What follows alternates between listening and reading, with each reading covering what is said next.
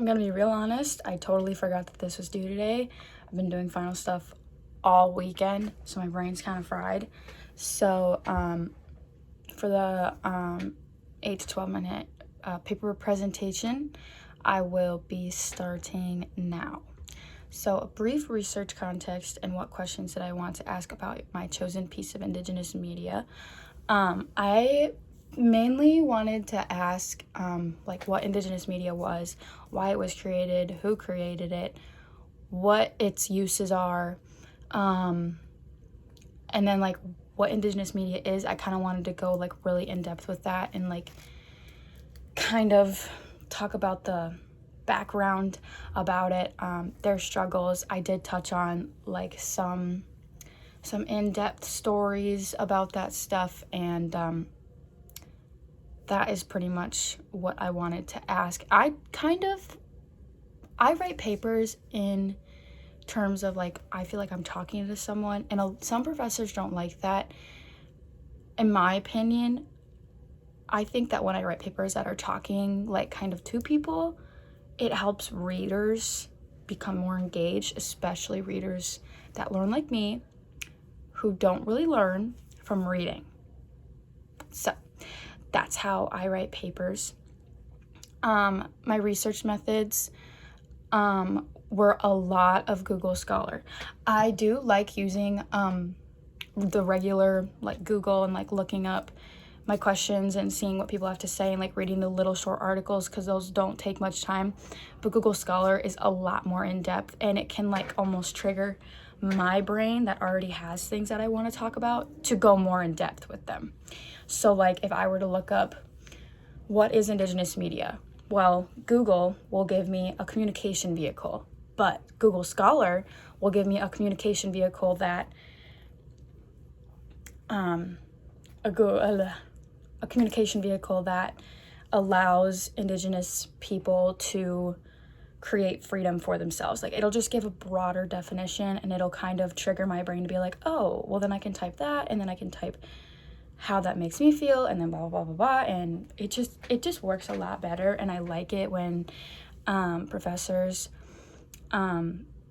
like want you to use Google Scholar, because some professors don't, some professors do, and I like it when professors would rather their students use Google Scholar, in my honest opinion.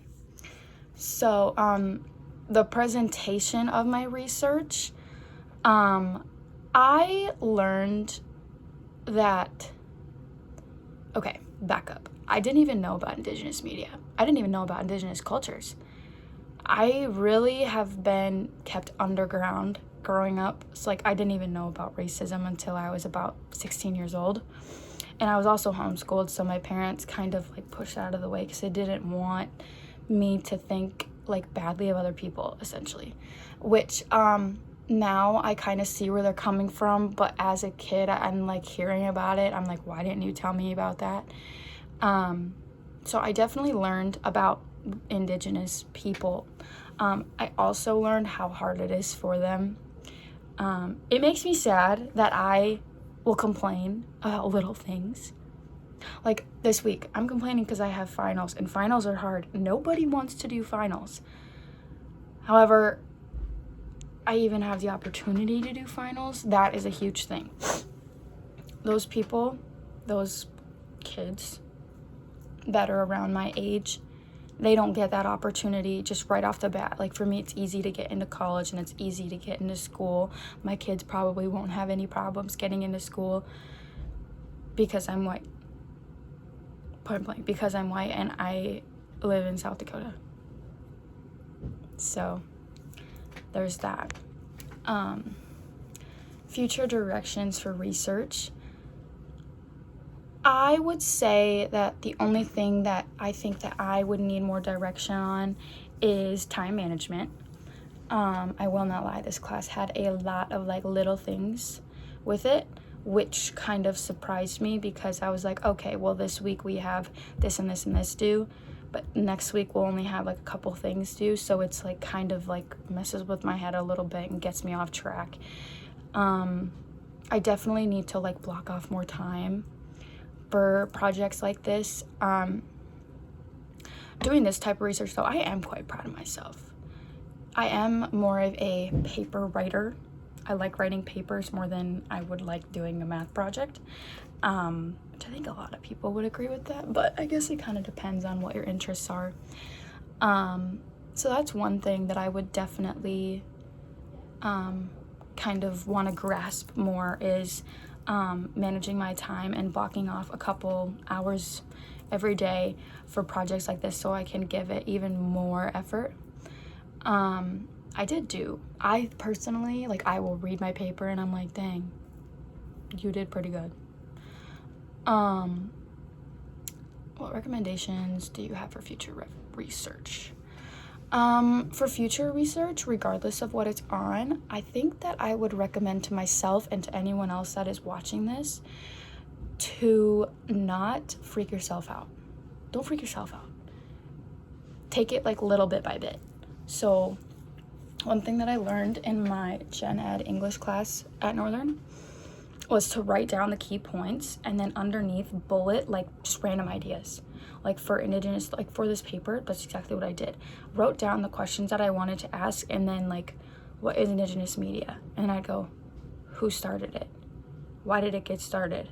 And blah, blah, blah, blah, blah, all the way down until you can't think of any more. And then you have a ton of stuff to talk about and then it's easy.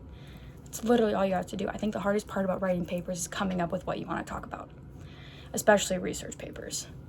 But it's nice when you have like one topic to focus on too, like Indigenous media. But like if my professor were to just say, oh, hey, write a research paper. Well, what the heck am I going to write it on? So that's one thing that I recommend for future research and like how to make it easier for yourself. I'm a person that like is a visual learner. Like, I don't know why I decided to be an online student. But I've definitely found ways to make it easier for myself, and I know it would help in-person kids as well. How can we use information you learned through your content analysis? I would say that you can use the information that I learned to just treat people really, really nicely, because you never really know what's going on in other people's lives, and you never really know how they feel. You know what I mean? Like, you never really know how they are feeling and what they are going through. And this doesn't just go for Indigenous media and Indigenous people, it goes for everybody. I think that just being nice to everybody makes the world a better place. So that is all of my presentation. Again, sorry for forgetting that this is due. Okay. Bye.